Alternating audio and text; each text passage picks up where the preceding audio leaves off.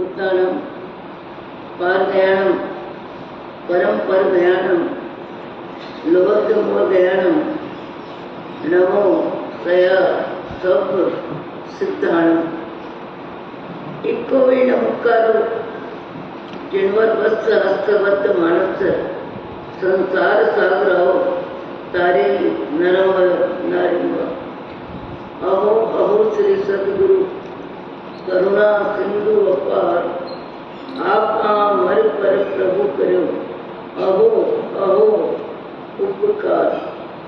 अनंत शुद्धात्माओं को नमस्कार। शुद्धात्मा स्वरूप प्राप्ति का लक्ष्य जिनका बन चुका प्रयत्नशील उन सभी साधकों को नमन नमन नमन। प्रभु परमात्मा देवादिदेव भगवान महावीर स्वामी के शासन में राजस्थान की धरती कोटा शहर दानवाड़ी दादावाड़ी में आप हम सब सम्मिलित हैं अपने ही चेतन चिदानंद को जागृत करने के लिए। जीवन में जिसको जो मिला है, जितना मिला है, जैसा मिला है, सबको मिला है, पर संसार में समान किसी को कुछ भी नहीं मिलता। एक दूसरे का भाग्य भी भिन्न है, भाव भी भिन्न है, शरीर भी भिन्न है, रहन सहन भी भिन्न है, खान पान सब में व्यक्ति की स्वतंत्रता भी है, व्यक्ति की पराधीनता भी है, व्यक्ति की आकांक्षा भी है, व्यक्ति की आसक्ति भी है। पर हकीकत में संसार में सब कुछ मिला है, पर सब कुछ मिलने के बाद भी एक समान किसी को कुछ नहीं मिला। आज आप हम सब लाखों लाखों व्यक्तियों को देख लें, सूक्ष्म रूप से आकृति की भिन्नता किसी न किसी रूप में सब में है। चाहे पेड़ के पत्ते को भी देखें और पत्तों को भी सूक्ष्म रूप से देखें तो वहां भी एक पत्ता दूसरे पत्ते से पूरी तरह मिलता नहीं है। एक आकृति दूसरी आकृति से मिलती नहीं है। एक का भाग्य दूसरे के भाग्य से मिलता नहीं है। एक का भाव दूसरे के भाव से मिलता नहीं है। एक का स्वभाव दूसरे के स्वभाव से भी पूरी तरह मिलता नहीं है। अनंत अनंत जीवों की प्रकृति भी भिन्न है, प्रवृत्ति भी भिन्न है, कर्म भी भिन्न है, उदय भी भिन्न है। और जीवन में जो मिला, जितना मिला, जैसा मिला, सब में भिन्नता है। सब में भिन्नता होने के बाद भी एक विशेषता है, जो मिला, जितना मिला, जैसा मिला, कुछ समय से मिला है और कुछ समय के लिए मिला है। जो भी मिला है, जिसको मिला है, जितना मिला है, कुछ समय से मिला है, कुछ समय के लिए मिला है। समय बदलता है, परिस्थिति बदलती है, रंग रूप भी बदलता है, परिवार भी बदलता है, विचार भी बदलते हैं। मोह माया में व्यक्ति वस्तु में भी परिवर्तन होता है। आप लोग धूप में क्यों बैठे हो पीछे? बहुत जगह आगे आ जाओ समय पर। सब में भिन्नता है। आखिरी वाक्य क्या था मेरा?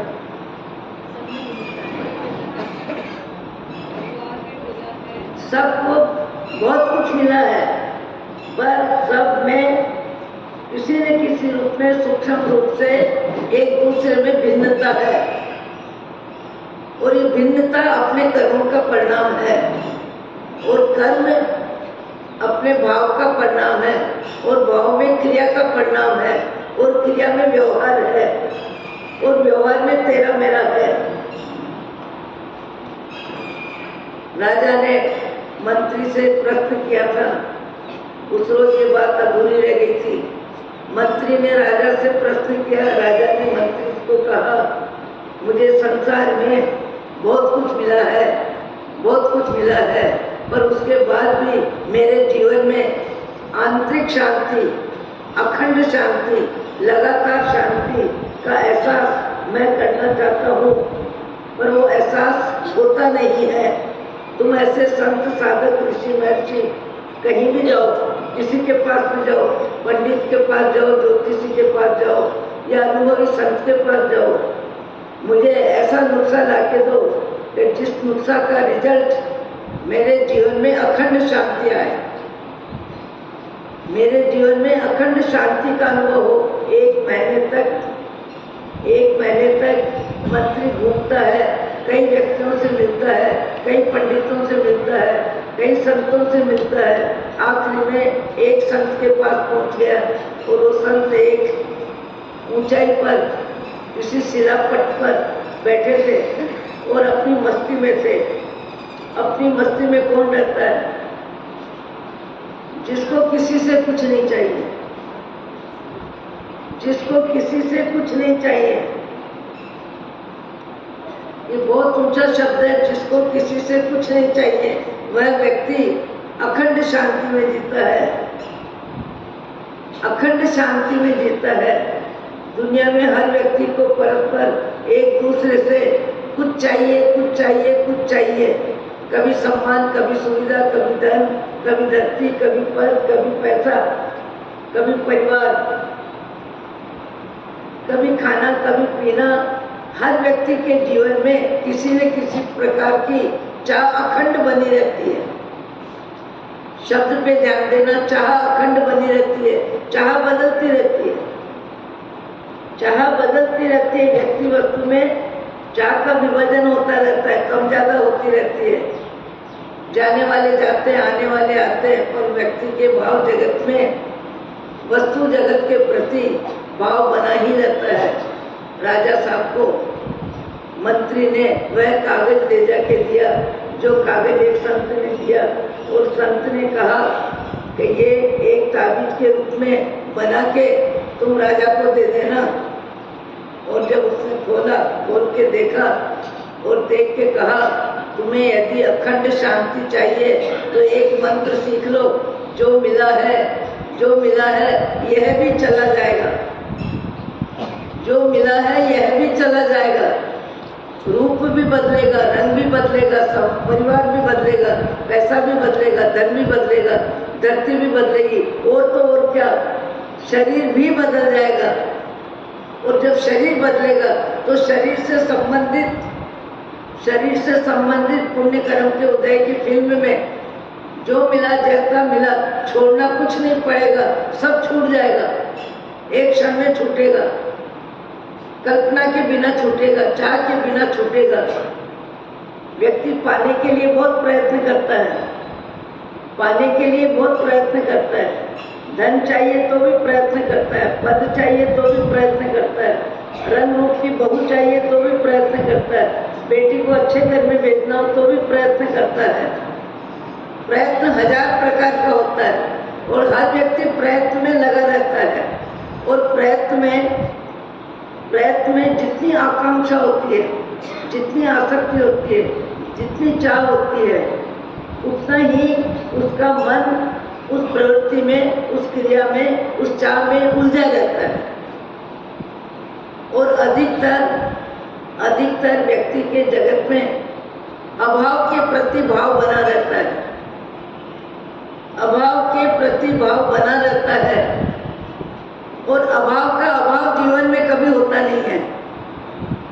ध्यान देना शब्दों पे, अभाव का अभाव जीवन में कभी होता नहीं है। व्यक्ति का मन अधिकतर है में कम रहता है, चाहिए में ज्यादा रहता है, बीते समय में भी कम रहता है, आने वाले समय में मन ज्यादा रहता है। अभाव का अभाव जीवन में होता नहीं है, अभाव का अभाव जीवन में होता नहीं है, पर अभाव के प्रति जीवन में भाव बना रहता है। और अधिकतर भाव जो बना रहता है वो अतीत में व्यक्ति का मन व्यस्त करता है, अतीत में मन को ले जाता है, अतीत में मन में विचारों में व्यक्ति राजी नाराज होता है। यह था, वह था, ऐसा था, वैसा था, था। अब था किसको याद कर रहा है? जो है नहीं उसको याद करता है। तो अभाव के प्रति प्रति व्यक्ति का भाव जगत जितना ज्यादा बना रहता है उतनी उसमें आसक्ति है, अहंकार है, ममत्व है, बंधन है, पर रिजल्ट कुछ नहीं है, रिजल्ट जीरो है। रिजल्ट जीरो है। जीरो रिजल्ट क्यों है? कि वो भूत हो चुका, समय बदल गया, परिस्थिति बदल गई, व्यक्ति का शरीर बदल गया, जाति बदल गई। जो भी आपके थे कभी, आज वो किसी और के हैं। जो आपके थे वो आज किसी और के हैं, और जहाँ है, जहाँ रह रहे हैं, जिनमें रह रहे हैं, उनमें उनका अपनापन है। आपका जीवन उनके लिए शून्य हो गया, समाप्त हो गया। उसकी कोई याददाश्ती भी नहीं है, उनको लेन देन भी नहीं है, उनको कोई मतलब भी नहीं है। पर जो व्यक्ति जीता है और जीने वाले व्यक्ति की आसक्ति होती है, अहंकार होता है, उस व्यक्ति के माध्यम से उसकी स्वार्थ पूर्ति होती है, इच्छा पूर्ति होती है। पुण्य के उदय में सहयोग देने वाले व्यक्ति को ज्यादा याद आते हैं। याद क्यों आते हैं? उनके होने से ऐसा होता, उनके होने से ऐसा होता, उनसे मुझे ये मिलता। व्यक्ति याद भी करता है तो अपनी ख्वाहिश को लेके करता है, अपनी इच्छा को लेके करता है, अपने स्वार्थ को लेके करता है। मुझे चाहिए। पर ये चाहिए बदलता रहता है। राजा साहब को मंत्री ने कागज ले जाके दिया, जो भी मिला है, जितना मिला है, जैसा मिला है, सब बदल रहा है, सब बदलने वाला है, सब बदलने वाला है। बदलने वाले संसार में व्यक्ति अहम भी करता है, मम भी करता है, आसक्ति भी करता है, अहंकार भी करता है। आपका मेरा सबका जीवन देख लो, आपका हमारा शरीर बदला कि नहीं? रंग रूप में परिवर्तन आया कि नहीं? परिवार में परिवर्तन आया कि नहीं? 25 वर्ष पहले जो आपके थे, 25 वर्ष पहले जो आपके थे, आज वो किसी और के हैं। किस गति में ये भी पता नहीं, किस जाति में ये भी पता नहीं। पुण्य के उदय का उपभोग कर रहे हैं या पाप का उदय का भुगतान कर रहे हैं। पशु शरीर में है कि मनुष्य शरीर में है कि देव शरीर में है, किसी को किसी का पता नहीं है, किसी को किसी का पता नहीं है। पर व्यक्ति वर्तमान की व्यवस्था में आसक्त होता है, वर्तमान की व्यवस्था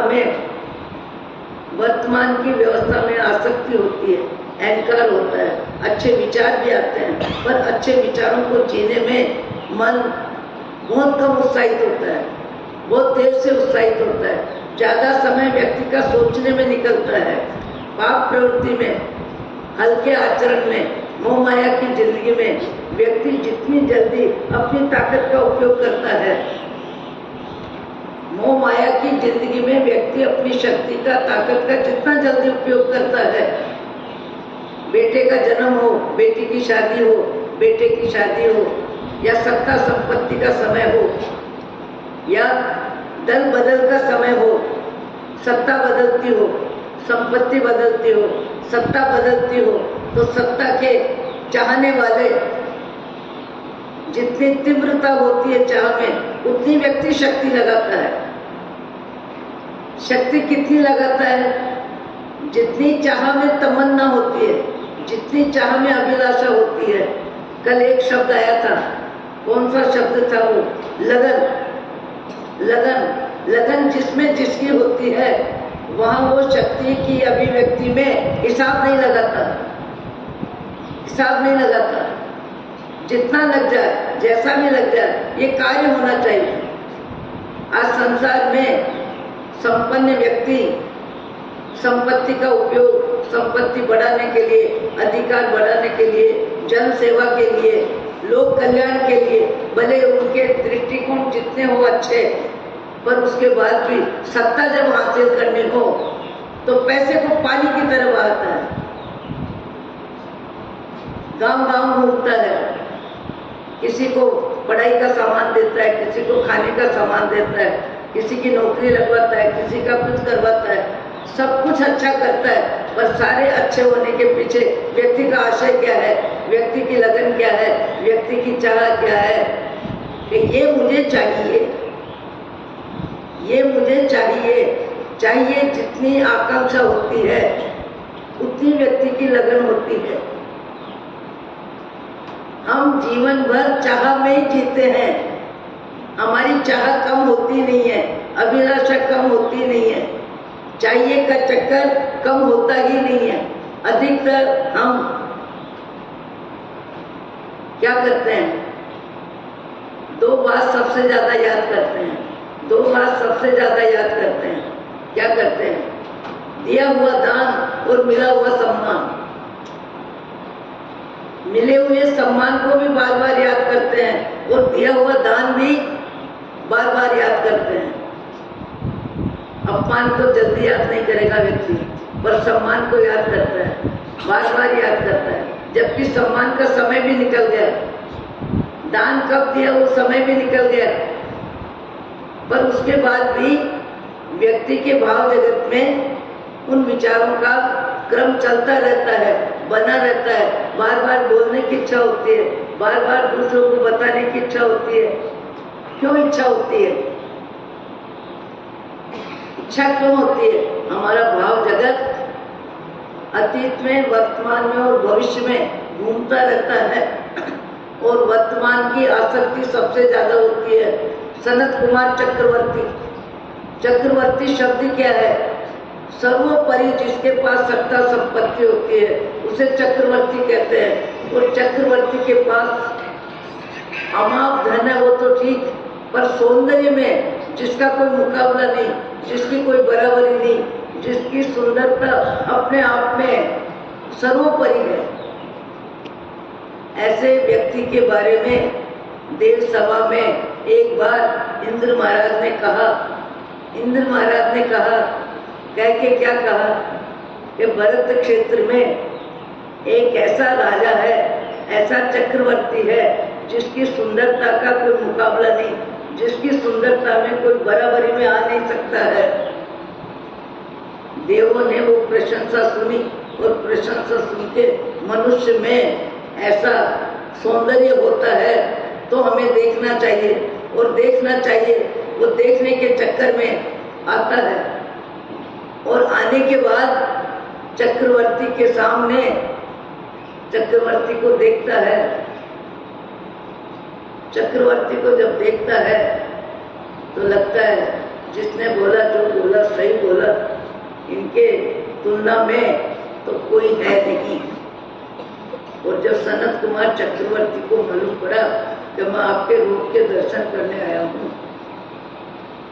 और आपके रूप की प्रशंसा देवों ने की है और हम उस शारीरिक सौंदर्य को देखने के लिए आए हैं, उस समय भी व्यक्ति है में जीना नहीं चाहता है, है में जीना नहीं चाहता है।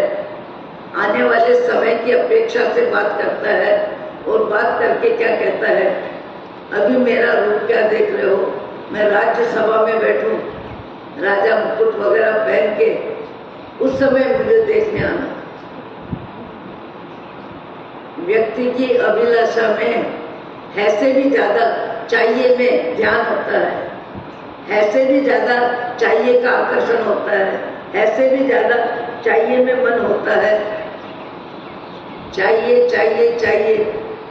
कोई व्यक्ति शायद ही ऐसा होगा जो ये कहे कि मेरे जीवन में केवल भगवान का स्मरण और परोपकार और आशा तृष्णा को कम करना, यही मेरा दृष्टिकोण है और मेरे जीवन में चाहिए शब्द नहीं है। चाहिए शब्द सबके जीवन में लगभग होता है, क्योंकि अभाव का अभाव कभी होता नहीं है, अभाव का अभाव कभी होता नहीं है और व्यक्ति के जीवन में अभाव का भाव बना रहता है। व्यक्ति के जीवन में अभाव का भाव बना रहता है और अभाव में मन बार बार में जाता है। अभाव में यदि आसक्ति है, अभाव में उसका मोह है, अभाव उसको चाहिए, तो बार बार मन कहाँ जाता है? अभाव में जाता है, अभाव में जाता है। और जो अभाव में ज्यादा जाता है तो जो भाव में जीने लायक होता है वह भी उसके लिए बेकार हो जाता है। एक बहन को मैंने देखा 10 संतान चाहिए, मुझे मेरी संतान चाहिए, इस चक्कर में कितने तो इंजेक्शन लगा लिए, कितने डॉक्टरों की सलाह ले ली, कितनी दवा खा ली, कितना प्रयत्न किया, 10-15 लाख रुपया खर्च कर दिया। एक विशेष इच्छा है कि मुझे चाहिए, शरीर भी बेकार हो रहा है, धन भी बेकार हो रहा है, मन भी दुखी हो रहा है, और आसपास वाले कह रहे हैं इतनी परेशानी क्यों मोल लेते हो, अपने भाई, चाचा, मामा, किसी का भी लड़का ले लो और किसी को भी बेटे के मुंह की स्थापना कर दो। स्थापना ही तो करता हो व्यक्ति, करता क्या है? आप मकान लेते हो, पेमेंट देते हो, रजिस्ट्री कराते हो, फिर क्या करते हो? मेरे पन की स्थापना ही तो करते हो। ये मेरा मकान है, ये मेरी पत्नी है, ये मेरा बेटा है, ये मेरा धन है। पर जो भी आप करते हो निर्णय, उसका समय कितना, है? राजा साहब को ऐसा मंत्र दिया एक संत ने कि क्या इतराता है, क्या अभिमान क्या करता है, क्या बार बार अपने वर्तमान के जीवन को देखता है, क्या संपत्ति को दिखाता है और क्या अपने वैभव का प्रदर्शन करता है। ये सारे विचार छोड़ने लायक है, जीने लायक परमात्मा के स्मरण और परोपकार जीने लायक है मनुष्य को में। एक ही विचार करो, राजा को कहो यह भी चला जाएगा, जो है यह भी, जो चला गया वो तो ठीक है, जो गया उसको व्यक्ति याद करता है, पर जो है वो भी जाने वाला है, जो है वो भी जाने वाला है। जाने से पहले जीवन सार्थक कर, जाने से पहले जीवन सार्थक कर तो तेरी समझ है। पर व्यक्ति पाप के विचारों को जीने में जितना उत्साहित होता है, जल्दी निर्णय लेता है, चाहे व्यापार है, चाहे संतान की सगाई है, शादी है, जो भी कार्य संसारिक होते हैं, मोह माया के होते हैं, उन कार्यों को व्यक्ति करने में समय का उपयोग बहुत जल्दी करता है और बहुत जल्दी वो निर्णय लेता है, और निर्णय लेने में उतावला बावला भी होता है। निर्णय लेने में कई प्रकार की शक्ति का उपयोग भी करता है। पर आप कई व्यक्तियों को देखेंगे कि जीवन में ऊंचे अच्छे कार्य करने में व्यक्ति विचार और विचार में समय लगा देते हैं। हाँ करेंगे, उपवास करेंगे, आंगी करेंगे, एकासन करेंगे, धर्मशाला बनाएंगे, उपासना बनाएंगे, होटल बनाएंगे, ये काम करेंगे, है उसमें नहीं करेंगे, और होगा तब करेंगे।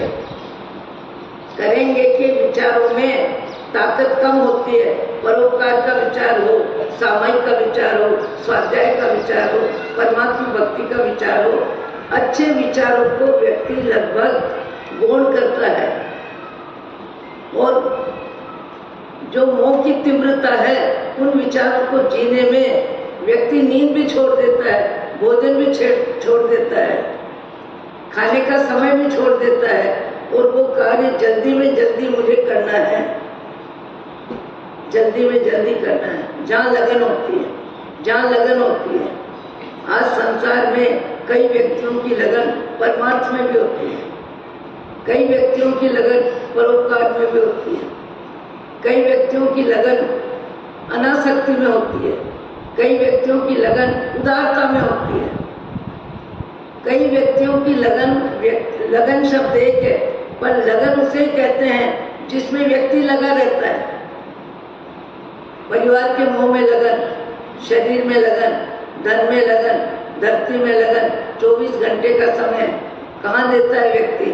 भगवान का नाम लेने की बात करता है, भगवान का नाम लेने के व्याख्यान सुनता है, दान देने की बात करता है, पर व्यक्ति जिंदगी का अधिक समय, अधिक शक्ति का उपयोग मोह में जितना करता है, परमार्थ और परोपकार में करने के विचार ज्यादा करता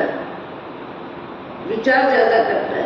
कई व्यक्ति विचारों को जीने में ताकत लगाते हैं और कई व्यक्ति विचार विचार विचार विचार विचार विचार ही करते रहते हैं, ऐसा करेंगे, वैसा करेंगे, ये करेंगे, वो करेंगे। और कुछ एक व्यक्ति ऐसे भी होते हैं निर्णय को जीने में ताकत लगाते हैं। जैसे अपने सामने एक भाई साहब बैठे हैं यहाँ, जिनके आज 27वां उपवास है और 11वां मासिक श्रवण है। कई व्यक्ति 15 वर्ष की उम्र से सामायिक कर रहे हैं, 15 वर्ष की उम्र से सामायिक कर रहे हैं। एक महानुभाव को मैंने पूछा, आप सामायिक कब से करते हैं? महाराज 15 वर्ष की उम्र से। मंदिर कब से जा रहे हैं? 10 वर्ष की उम्र से। नौकारसी कब से कर रहे हैं? 20 वर्ष की उम्र से। कई व्यक्ति कहते हैं मैं गाय को रोटी नियम से देता हूँ, कब से? जब से बचपन में माँ ने सिखाया तब से देता हूँ। कई व्यक्ति कहते हैं नवकार मंत्र का 108 बार जाप किए बिना मैं कभी मुंह में पानी नहीं डालता हूँ। कई व्यक्ति कहते हैं मैं उठते के साथ सीधे चाय के दर्शन करता हूँ। कई व्यक्ति कहते हैं उठते के साथ मैं सबसे पहले परमात्मा के दर्शन करता हूँ। महावीर हो, राम हो, कृष्ण हो, जो जिसको माने उसके दर्शन करता है। बोले आंख खोलते के साथ परमात्मा के दर्शन, और जिह्वा बोले तो सबसे पहले भगवान का नाम लेता हूँ।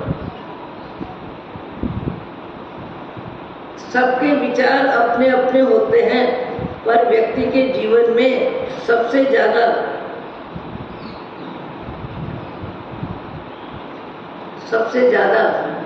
व्यक्ति का जीवन पाप में लगता है कि पुण्य में लगता है? कम बोलने में लगता है कि ज्यादा बोलने में लगता है? उचित बोलने में लगता है कि अनुचित बोलने में लगता है? बिना जरूरत बोलने में लगता है कि जरूरत से बोलने में लगता है? महामानव जो होते हैं, आकृति तो आपकी हमारी जैसी होती है, लंबाई चौड़ाई शरीर की वही होती है। उनके भाव जगत का ही परिवर्तन होता है, और भाव जगत से ही व्यक्ति की पहचान होती है। महामानव वो होते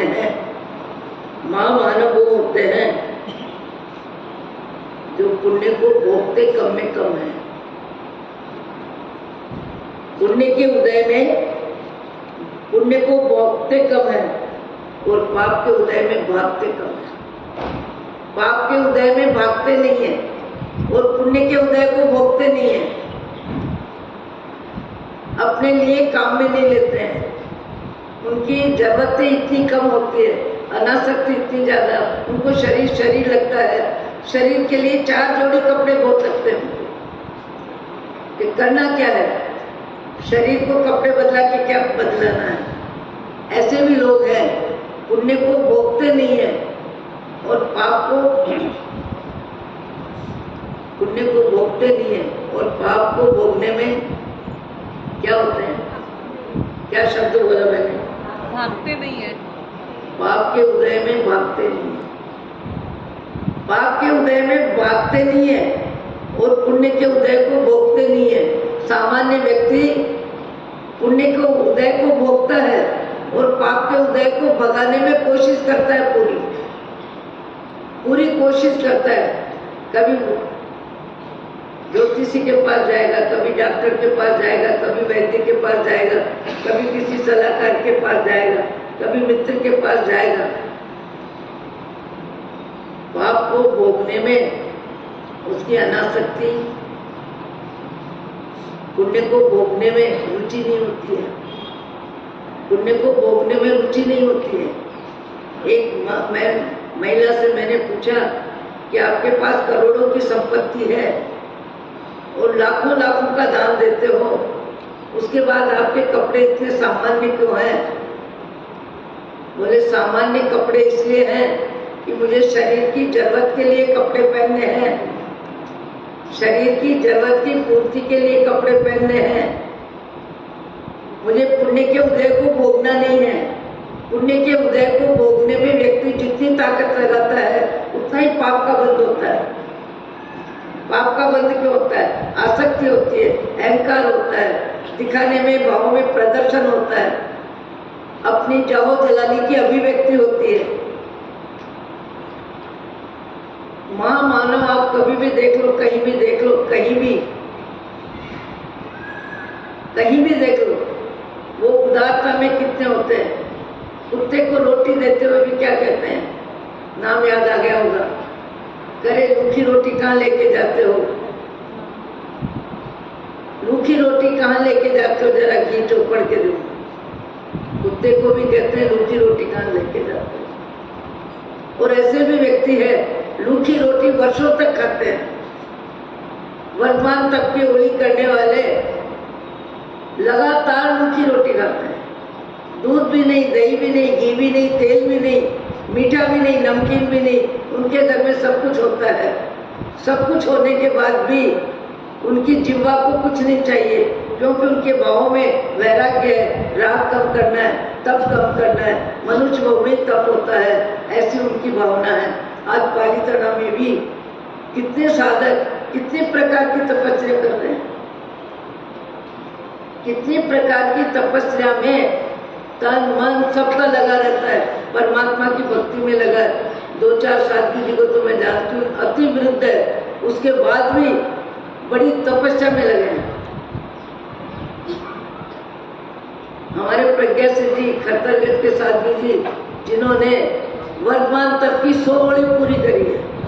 100 वर्तमान तक की होली क्या होती है, वर्तमान तक की होली 14 वर्ष आयु होने के बाद होली पूरी होती है।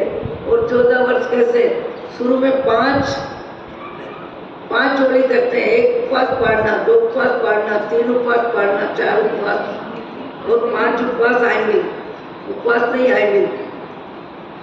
और उसके बाद 6 आयमिल 1 उपवास, 7 आयमिल 1 उपवास, 8 आयमिल 1 उपवास, 9 आयमिल 1 उपवास। अभी हमारे छोटे साथी जी के आज 38 आयमिल पूरे हुए उपवास है। प्रज्ञा सिंह जी ने अपने जीवन में 16 उपवास, 16 आयमिल, 17वां उपवास, 18 आयमिल, 19वां उपवास, ऐसे करते करते करते करते हमारे चंद्रकांत सिंह जी महाराज के साधु जी, जिनका सुरेश जी नाम है, 75 वर्ष की आयु है, 72 दिन लगातार आयमिल किए और अब श्रेणी तप कर रहे हैं। शरीर की आयु क्या और मन का उत्साह क्या, लगन क्या, लगन जिसकी होती है उसी की होती है। और लगन हर व्यक्ति के जीवन में होती है। किसी की भोग में लगन है, किसी की धन में लगन है, किसी की तप में लगन है, किसी की जप में लगन है, किसी की समाज सेवा में लगन है, और किसी की लगन समाज में पंचायती करने में है। और पंचायती करने में भी काम बिगाड़ने में ज्यादा ताकत लगाते हैं, काम को होने में बाधक बनते हैं। उनकी जीवा पता नहीं कहाँ से क्या क्या विचार लेके आ जाती है। हमारा मन जोड़ने में ज्यादा लगता है कि तोड़ने में ज्यादा लगता है। कोई कार्य होता है तो उसको सहयोग करते हैं, कि नहीं होता है उसको सहयोग करते हैं। आज शरीर वही है, 72 दिन आगे और अब श्रेणी तक कर रहे हैं। शरीर तो सबका वो है, पर लगन अपनी अपनी है। लगन किसकी किस में है, लगन के बिना किसी का जीवन नहीं है। लगन सबके जीवन में है, पर लगन में असंख्य भेद है। लगन सबकी अलग अलग है, किसी की किस में लगन है, किसी की किस में लगन है। एक व्यक्ति देने में लगन है, उसकी उदारता ही है, हाथ लंबा ही होता है, जब देखो तब लंबा होता है। कोई भी आ जाए, जरूरतमंद आ जाए, गरीब आ जाए, अमीर आ जाए, नौकर आ जाए, जो सामने है उसको देने में हाथ लंबा होता है। कई व्यक्तियों का हाथ देने के समय भी देने में कंजूस होता है बहुत छोड़ के जाना है, पर देने की हिम्मत नहीं है। हिम्मत क्यों नहीं है, मन की इजाजत नहीं है। मन की इजाजत क्यों नहीं है, मन कंजूस है। कंजूस क्यों है, पदार्थ का राग है, पदार्थ की आसक्ति है, मेरे के घेरे में पदार्थ रहे।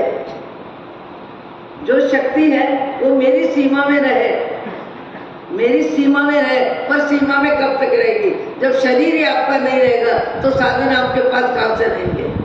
जब शरीर ही नहीं रहेगा तो धन कहाँ रहेगा? जब शरीर ही नहीं रहेगा तो बेटे पोते कहाँ से रहेंगे? जब शरीर ही नहीं रहेगा तब आपकी अगली जिंदगी के लिए क्या काम आएगा, जो पुण्य पाप आपने अपने जीवन में किया है? हम हमारी जिंदगी में अपनी जिंदगी को ऊपर उठाने में ताकत कम लगाते हैं, क्षमा भाव में ताकत कम लगाते हैं, सहनशीलता में ताकत कम लगाते हैं, निर्लोभता के गुण को विकसित करने में ताकत कम लगाते हैं। अच्छे कार्यों में हमारी ताकत कम लगती है, हल्के कार्यों में हमारी ताकत पूरी लगती है। क्लेश का माहौल हो और कोई 2 शब्द बोले तो हम 4 शब्द सुनाने के लिए अपनी ताकत का उपयोग पूरा करते हैं। कहा कैसे, मेरे को कैसे कह दिया, ऐसे कौन सुनेगा, किस लिए सुनेंगे। व्यक्ति अपनी ताकत का और उपयोग करता है। पाप में महामानव मौन रहते हैं, पाप को भोगने में शांत रहते हैं, पाप में भोगने में मन को समझाते हैं कि जीवाराम जैसे भी कर्म है तूने किए हैं और तेरे कर्म तुझे भोगना है। रे जीव साधरो मत थाओ दीन, सुख दुख संपद आपदा पूर्व कर्म आदि। आज भी संसार में ऐसे व्यक्ति है, पाप का भुगतान भी मौन से करते हैं, शांति से करते हैं, समता से करते हैं और अपनी अभाव की कहानी दूसरों के सामने गिड़गिड़ाते नहीं हैं। पाप को भोगने में और पुण्य को, क्या शब्द है, महामानव पुण्य को भोगते नहीं है, पुण्य को बांटते हैं। ज्यादा में ज्यादा पुण्य को बांटते हैं, अपना भी बांटते हैं, दूसरों को भी बंटवाते हैं। अभी अभी समाचार मिले, कल ही कल्पेश भाई ने कहा हम उन एरिया में जा रहे हैं, उन गांवों में जा रहे हैं, उन घरों में जा रहे हैं जहाँ व्यक्तियों को जीवन जीने की जरूरत में तकलीफ है, कमी है। और आप क्या कर रहे हो, हम कहीं रोटी खा लेते हैं, हमारा पेट तो कहीं भी भर जाता है, कोई भी हमको व्यवस्था दे देता है। हम अपनी व्यवस्था को गौण करके दूसरों की व्यवस्था में सहयोग करने के लिए गांव-गांव में जाते हैं। ये भी एक मन है व्यक्ति का, अपनी जरूरत को गौण करना और दूसरों की जरूरत में हाथ लंबा करना। हाथ लंबा करना आसान नहीं है। संचय में, संग्रह में और चाहिए में, मेरे के घेरे में ही ताकत रहे, मेरे के घेरे में ही ताकत रहे। इस व्यवस्था में व्यक्ति अपने जीवन को कब कहां से कहां बदल देता है। मेरे का घेरा, सबसे नजदीक मेरे के घेरे में कौन आता है, मेरे के घेरे में सबसे नजदीक कौन आता है, बाप का बेटा कि भाई का बेटा। मेरे के घेरे में सबसे नजदीक कौन आता है, चाचा का बेटा, मामा का बेटा, भाई का बेटा, मित्र का बेटा। सबसे निकट में, मोह की जिंदगी में, मोह की इजाजत में व्यक्ति सबसे ज्यादा राग, सबसे ज्यादा सुविधा, सबसे ज्यादा साधन, सबसे ज्यादा संग्रह का अधिकारी किसको बनाना चाहता है, किसको बनाना चाहता है, अपने बेटे को। अपना बेटा कब से है, अपना बेटा कब से है, 25 वर्ष की उम्र के बाद। अपना बेटा कब तक रहेगा, जब तक सांस इस शरीर में है तब तक। उसके बाद बेटा कहाँ रहेगा और आपका जीव कहाँ रहेगा। ये मोह की दुनिया व्यक्ति को जितनी उलझा के रखती है और मोह की दुनिया में व्यक्ति उलझता ही है, और मोह की व्यक्ति में उलझने वाले व्यक्ति को लाभ से ज्यादा हानि मिलती है, पशु गति मिलती है। यहाँ सनत कुमार चक्रवर्ती अपने रंग रूप की प्रशंसा सुन के आनंदित हो गए। बताओ आप, हम जितने भी व्यक्तियां बैठे हैं, अपनी प्रशंसा सुन के सामान्य मन रहता है कि हमारा मन राजी राजी हो जाता है। और कोई हमारी आलोचना कर दे, कोई हमारी निंदा कर दे, कोई हमारी कमी बता दे, गलती के बिना गलती बता दे, उस समय हमारा मन कितना जल्दी बदलता है। मन हमारा ही है। प्रशंसा सुन के मन अलग जाता है और निंदा सुन के मन अलग जाता है। सनत कुमार चक्रवर्ती को प्रशंसा सुनना मिला, और प्रशंसा किसकी, अपनी सुंदरता की और सुंदरता की प्रशंसा में और भी मन फूल गया कि मैं राज्य सिंहासन पर बैठूं, तब मेरी सुंदरता देखना। राज्य सिंहासन पर बैठते हैं और उस समय फिर देव आते हैं मनुष्य के रूप में और कहते हैं अब देखो। तब आने वाला देव मनुष्य के शरीर में कहता है कि राजन, आप अपना थूक पीपदानी में थूको। पीपदानी में जब वो थूक को थूकते हैं तो कीड़े कलबलाते हैं, कीड़े कलबलाते हैं। तब देवों ने कहा, रूप तो उस समय था, अब कुछ नहीं है। उनको लगा ऐसा इतना जल्दी परिवर्तन, ऐसा परिवर्तन। जो देव मेरी प्रशंसा कर रहे थे वो कह रहे थे अब आपका क्या है, कुछ नहीं, आपके शरीर में कीड़े कलबला रहे हैं। उस परिवर्तन को देख के, विधि के विधान को देख के, शरीर के परिवर्तन को देख के तत्काल उनका चिंतन चला, अरे जीवाराम कहाँ रंग रूप में उलझ गए, कहाँ सत्ता संपत्ति में उलझ गए, कहाँ तुम मनुष्य भाव को केवल आसक्ति और संसार में पूरा कर रहे हो। सनत कुमार चक्रवर्ती को एक निमित्त मिला और निमित्त अपने शरीर का मिला और शरीर का निमित्त मिलता है, वैसे ही वैराग्य आ गया, शरीर का राग छूट गया। शरीर का राग छूटना बहुत मुश्किल है, शरीर छूटेगा ही, छूटना ही है इसको, पर शरीर का राग छूटना बहुत मुश्किल है। और शरीर के राग से भी ज्ञानी तो कहते हैं धन का राग छूटना और मुश्किल है। लोभ कषाय को बचाने में व्यक्ति 10 प्राण लगा देता है। जीवन में मौका मिला है अपने भाव जगत को बदलना, भाव जगत को जांचना, भाव जगत में नैतिकता, भाव जगत में ईमानदारी, भाव जगत में उदारता, भाव जगत में सब में देखूं श्री भगवान, सब में देखूं श्री भगवान, सब में देखूं श्री भगवान। एक व्यक्ति अपने जीवन को सबके लिए उपयोगी बनाता है, सबके लिए उपयोगी बनाता है, हजारों के लिए उपयोगी बनाता है। ऐसे भी कई महामानव आज है संसार में, जिनका धन, जिनका मन, जिनकी ताकत, जिनकी बुद्धि, जिनके प्राण पशु पक्षी के लिए भी पूरी ताकत लगाते हैं, मनुष्यों के लिए भी पूरी ताकत लगाते हैं। अपनी जरूरत गौण करके भी दूसरों के आंसू पोंछने में अपने जीवन को सार्थक करते हैं। और कुछ एक व्यक्ति मोह माया में, आसक्ति में, अहंकार में, शरीर मैं हूँ, शरीर मेरा है, परिवार मेरा है, इस मोह माया में कहीं कहीं व्यक्ति इतना छोटे में छोटा मन कर लेता है। एक गांव में एक सिर्फ 12 फुट की जमीन, 12 फुट की जमीन, उस जमीन में 2 भाई का बंटवारा, 2 भाई का बंटवारा, 12 फुट की जमीन, सीढ़ी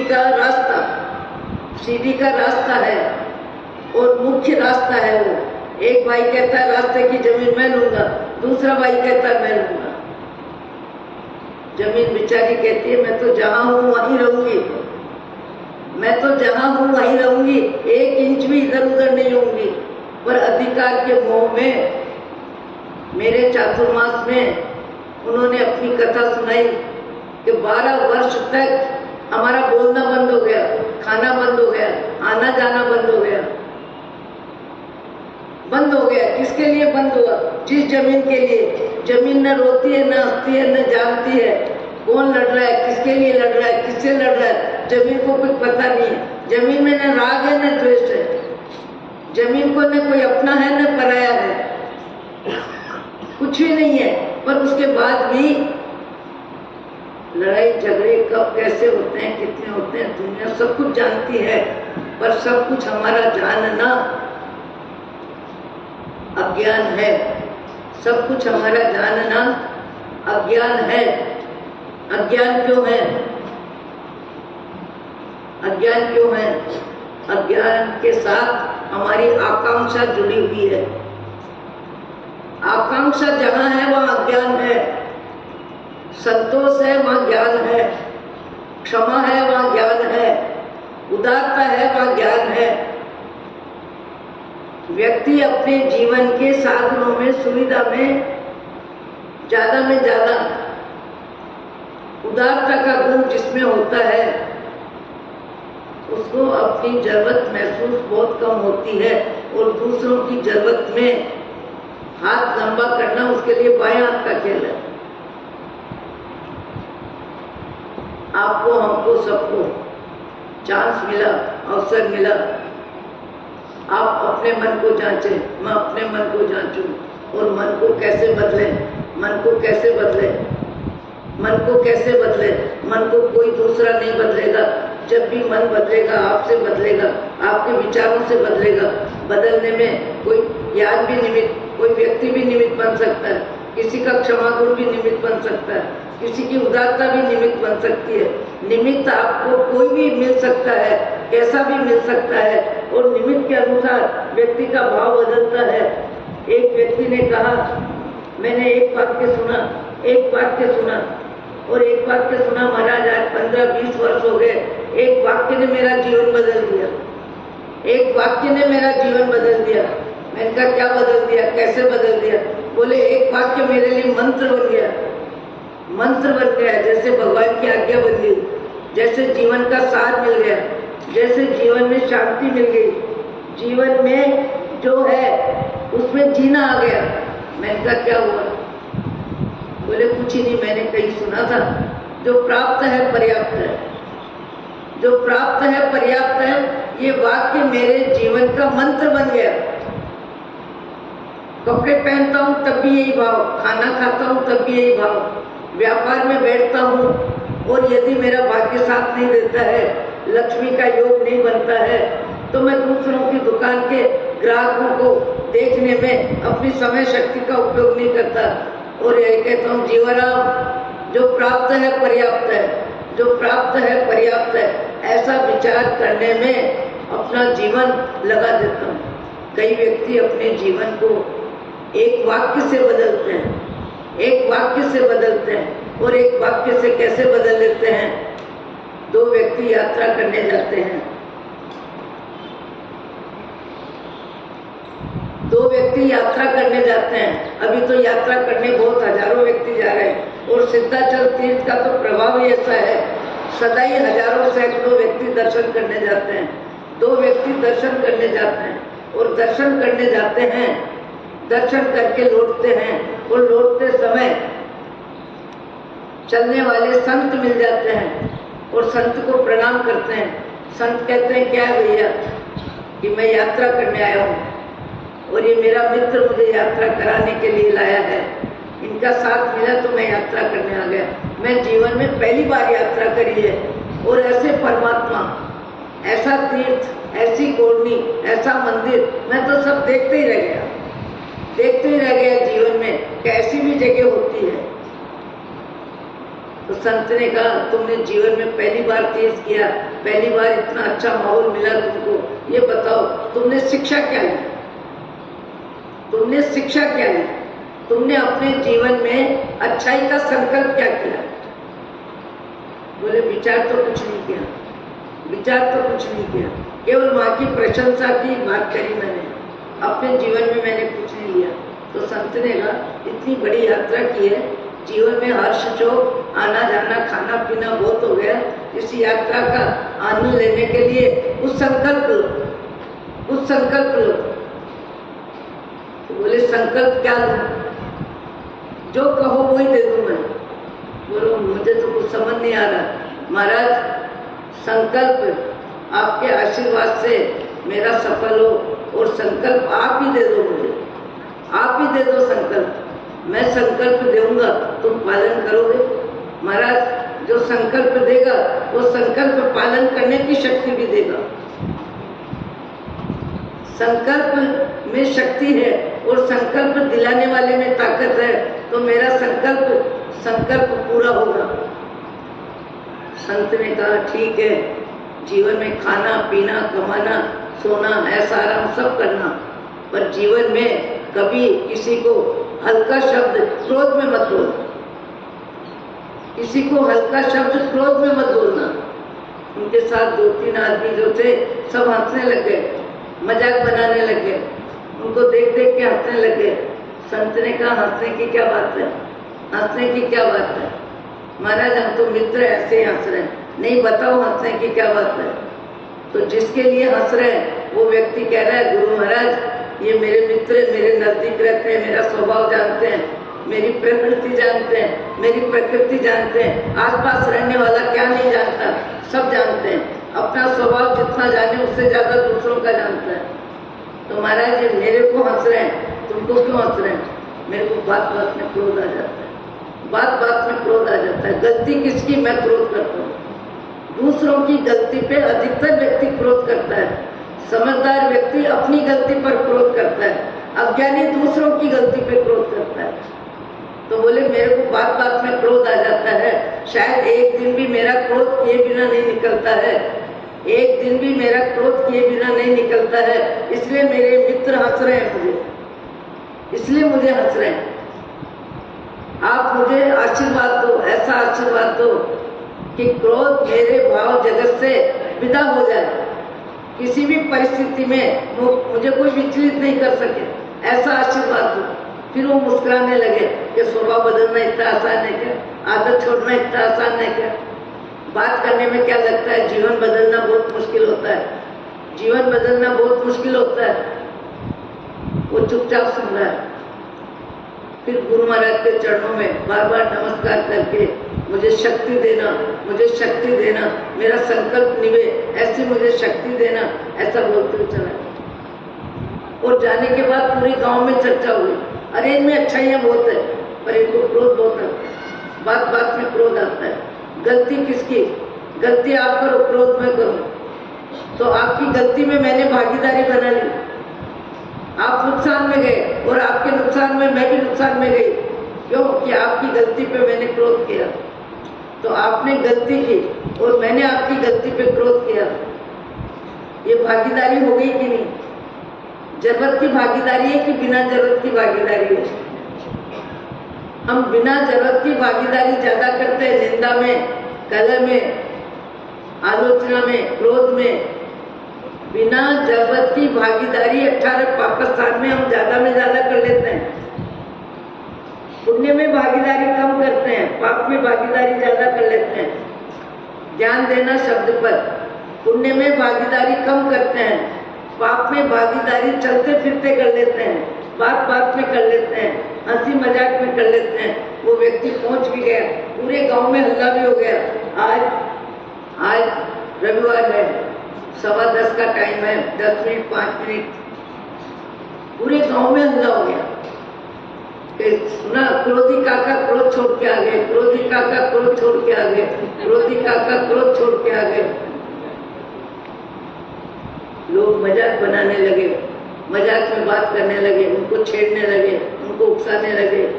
और उनका भतीजा उसने कहा चाचा काका मैंने सुना है आप इतने बड़े तीर्थ की यात्रा करके आए हो, ऐसी यात्रा करके आए हो, मैं अनुमोदना में एक कार्यक्रम रखता हूँ आपकी अनुमोदना में।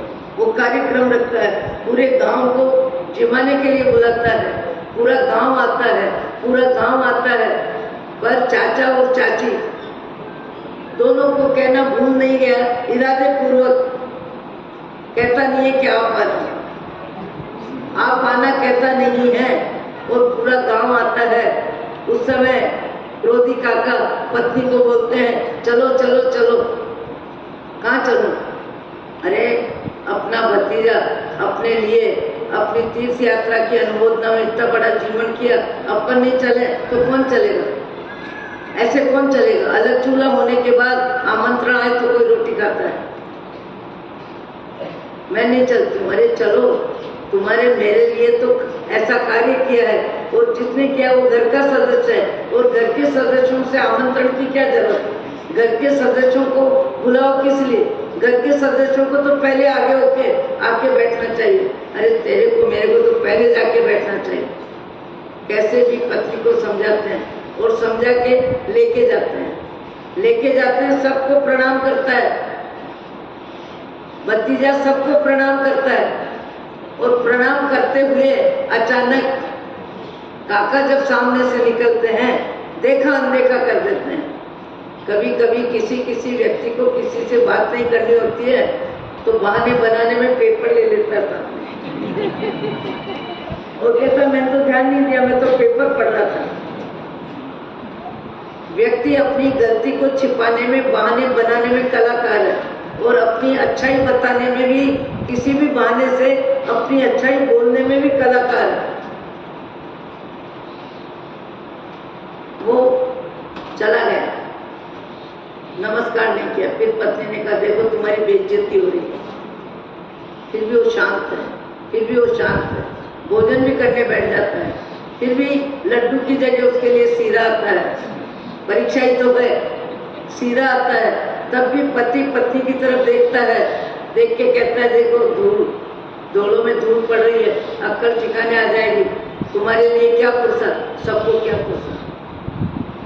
व्यक्ति ने अपने भाव जगत को संकल्प से बदला, इतना बदला, इतना बदला, इतना बदला, जितना गर्म होना जानता था उतना ही ठंडा हो गया। आशीर्वाद फल गया, पुण्य फल गया, संकल्प बल जीत गया। मूल में तो संकल्प बल है। संकल्प बल से 3 टाइम रोटी खाने वाला 30 दिन उपवास कर लेता है। संकल्प बल से व्यक्ति क्या नहीं करता। संकल्प की शक्ति जिसमें होती है, लगन जिसमें होती है, वो व्यक्ति अपने स्वभाव को भी बदलता है, परिवार में व्यवस्था भी बदलता है, अपना सब कुछ चेंज कर लेता है। वापिस जब वो निकलते हैं खा पी के, तब फिर भतीजा सबको पान का बीड़ा देता है। उस समय भी चाचा पान का बीड़ा लेना चाहते हैं, फिर थाली इधर कर देता है। चाची कहती है देखो, अरे पान कम न हो जाए मेहमानों के लिए, अपने को तो कल भी खिला देता, घर भी भेज देगा। इसका विवेक है, ये सोच रहा है कि ये तो घर के हैं, घर वालों को पहले नहीं निपटाते, पहले दूसरों को निपटाते। निकल गया। उस समय भतीजे ने काका के पांव पकड़ लिए, आंसू गिराए और आंसू गिरा के कहा कि हकीकत में इंसान चाहे तो अपने स्वभाव को बदल सकता है, और ये स्वभाव का परिवर्तन मैंने अपनी आंखों से देखा। इतने वर्ष आपका जो स्वभाव था और आज जो आपने स्वभाव का परिचय दिया, और स्वभाव में जो समता आई, और समता के लिए जो आपका दृष्टिकोण बदला, विचार बदले, सोच बदले, और कैसी सोच बदली। एक शब्द ने, एक यात्रा ने, एक संकल्प ने, एक गुरु के आशीर्वाद ने आपका जीवन बदल दिया। जीवन जिनका बदलता है, पर बदलता उनका ही है जिनको अपना जीवन बदलने की ख्वाहिश होती है। कई व्यक्तियों की ख्वाहिश ही नहीं होती। मैं क्रोध कहाँ गलत करता हूँ, कोई गलती करता है तो मैं क्रोध करता हूँ। अपना क्रोध ही नहीं लगता, अपनी गलती ही नहीं लगती, दूसरे की गलती समझ में आती है। ऐसे व्यक्ति अपनी गलती ठीक कर ही नहीं सकेंगे। भगवान आपको मुझको सद्बुद्धि दे, पुण्य को भोगे नहीं और पाप भोगने में भागे नहीं। बहुत कठिन है, बहुत कठिन है। पाप के भुगतान में भागे नहीं और पुण्य के पुण्य को भोगे नहीं और पाप में भागे नहीं। ऐसे भी महापुरुष एक नहीं हजारों गए। आपको भी याद है, राम, श्री कृष्ण, महावीर, सुदर्शन सेठ, मैतार्य मुनि, सैकड़ों नाम है। अपने जीवन में आने वाले पाप के उदय को समता से, शांति से भोगने में, अपने कर्म खपाने में, अपने जीवन को उन्नत बनाने में हजारों उदाहरण है। जैन बैठ लो, कितनी कथाएं सुन लो। भाव बदलता है, भाव बदलता है, भाव बदलता है, व्यक्ति अपने स्वभाव को बदलता है और स्वभाव को बदलने की जवाबदारी खुद की है, किसी और की नहीं है। आप भी अपने जीवन में आज विचार करें कि मेरी प्रकृति में कौन सी ऐसी आदत है जो परिवार को परेशान करती है, पड़ोस को भी परेशान करती है, नौकर को भी परेशान करती है, मिलने वालों को भी ऊंचा नीचा कुछ बोल देता हूँ। मेरे जीवन में ऐसी कौन सी बुराई है जो बुराई दूसरों को भी बुरी लगती है। ऐसी बुराई ईमानदारी पूर्वक अपने भाव जगत में देखना चाहिए, सोचना चाहिए और उस बुराई को कम कैसे करूं, इसके लिए संकल्प का बल लेना चाहिए। संकल्प का बल बहुत काम करता है। आपने संकल्प किया कि ये गलती मैं करूंगा तो 100 रुपए दान में निकालूंगा, 100 रुपए दान में निकालूंगा और भगवान का नाम लूंगा। याद रखो, दान देना भगवान का नाम लेना दोनों कठिन काम है। 4-5 बार भी प्रायश्चित में आपने 100 रुपए निकाले और 3 मिनट रात्रि में सोने से पहले नवकार मंत्र का जाप किया, फिर आपको विचार जो पीछे आते हैं पहले आने लगे, अरे कल तो मैंने 100 रुपए निकाले थे, कल तो मैंने 100 रुपए निकाले थे, कल तो मैंने प्रायश्चित किया था, खड़े होकर 3 मिनट रामकृष्ण महावीर का नाम लिया था, आज फिर कहना है क्या? बिना कहीं नहीं चलेगा क्या? कम शब्दों में बोलूं, कैसे शब्दों में बोलूं या नहीं बोलूं जिससे मेरे को प्रायश्चित नहीं करना पड़े, जिससे मेरे को प्रायश्चित नहीं करना पड़े। ये विचार जो गलती करने के बाद में आते हैं वो विचार गलती करने से पहले आने लग जाते हैं। कई व्यक्तियों ने इस तरह अपने स्वभाव को बदला है और बताया कि महाराज ये प्रक्रिया, ये प्रयोग, ये प्रायश्चित करने से स्वभाव में परिवर्तन आता है और परिवर्तन खुद के ही होता है, खुद के भाव में होता है, खुद को विचार आता है कि ये गलती मुझे नहीं करना। जैसा मैंने कहा था कुछ दिन पहले कि कभी कभी कोई व्यक्ति घर में प्रवेश करते ही कोई कमी बताने में जिह्वा चालू कर देता है, कोई कमी बताने से जिह्वा चालू कर देता है, घर की शांति भंग कर देता है, वातावरण बदल देता है। मैंने कहा था एक माँ ने कहा अपने बेटे को कि पूरे दिन घर बाजार में कमाई करके आया तो ठीक है, पर आते के साथ क्या कड़वे शब्द बोल रहा है, क्या रूखे शब्द बोल रहा है, क्या तीखे शब्द बोल रहा है, क्यों घर की शांति भंग कर रहा है? शांति से बैठ, शांति से प्रवेश कर, शांति से पानी पी, शांति से नाश्ता कर। आते के साथ वातावरण को बदलना ये तेरा स्वभाव ठीक नहीं है। वातावरण नहीं बदलेगा तो अपने स्वभाव को बदल, अपने स्वभाव को बदल। ये शब्द आपको, मेरे को, सबको काम में लेने चाहिए और लेने ही है, लेने के लिए ही है ये शब्द। क्या काम में लेना? पाप के भुगतान में दिलगीर नहीं होना, पाप के भुगतान में मन को दुखी नहीं करना। जीवाराम, ये भी तुम्हारा ही कर्म का भुगतान है। पाप के भुगतान में मन को शांत रखना और पुण्य के भोग में ज्यादा दूसरों को सम्मिलित करना। पुण्य के भोग में दूसरों को ज्यादा सम्मिलित करना, ये शब्द है। इस शब्द का अर्थ आप विचारोगे तो आपको मालूम पड़ेगा कि पुण्य के भोग में दूसरों को सम्मिलित करना। कैसे करोगे दूसरों को सम्मिलित? अपने हक की वस्तु, अपने हक का धन, अपने हक की सुविधा, अपने हक का साधन, सबसे ज्यादा जो अपने हैं उनमें वितरण करोगे। आज भी कई व्यक्ति ऐसे होते हैं, भाभी जी ये साड़ी मैं पहन रही हूँ, आप भी ये साड़ी पहनो, अपन दोनों एक सी पहन के चलेंगे, अपन दोनों एक सी पहन के चलेंगे। भाभी जी कह रहे मैं तो ये पहन लूँ, ये 1000 रुपये की साड़ी नहीं, मैं चल रही हूँ, आप भी चल रहे हो, अपन दोनों चल रहे हैं। ये 5000 की साड़ी मैं पहन रही हूँ, आप भी पहनो। इसका नाम है इंसानियत, इसका नाम है उदारता, इसका नाम है मानवता, इसका नाम है संबंध में स्नेह, संबंध में आत्मीयता।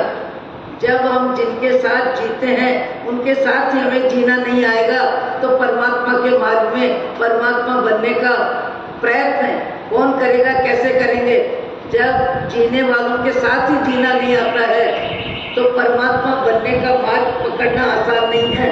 पहले अपने आप को घर में जांचो, परिवार में जांचो, पड़ोस में जांचो, दुकान में, कि मैं जिनके साथ रहता हूँ, जिनके आसपास रहता हूँ, उनके लिए मैं दुख में निमित्त ज्यादा हूँ या सुख में निमित्त ज्यादा हूँ, आसक्ति में ज्यादा निमित्त हूँ या उदारता में ज्यादा निमित्त हूँ। मुझे बांट के खाना आता है कि चुपचाप खाना आता है, मुझे दे के खाना आता है या दूसरों का हक लेके राजी होना आता है। ये इंसानियत अपने जीवन में आनी ही चाहिए। ये इंसानियत आएगी, आकृति के इंसान, जब हम प्रकृति के इंसान बनेंगे तब परमात्मा के मार्ग में प्रवेश होगा, उससे पहले प्रवेश नहीं होगा। प्रवेश के लिए अपने आप को पात्र बनाना पड़ेगा, सुपात्र बनाना पड़ेगा। पात्र बिना वस्तु न रहे, पात्र आत्मिक ज्ञान, पात्र सवा सेवो सदा, ब्रह्मचर्य मतिमान। अहो अहो श्री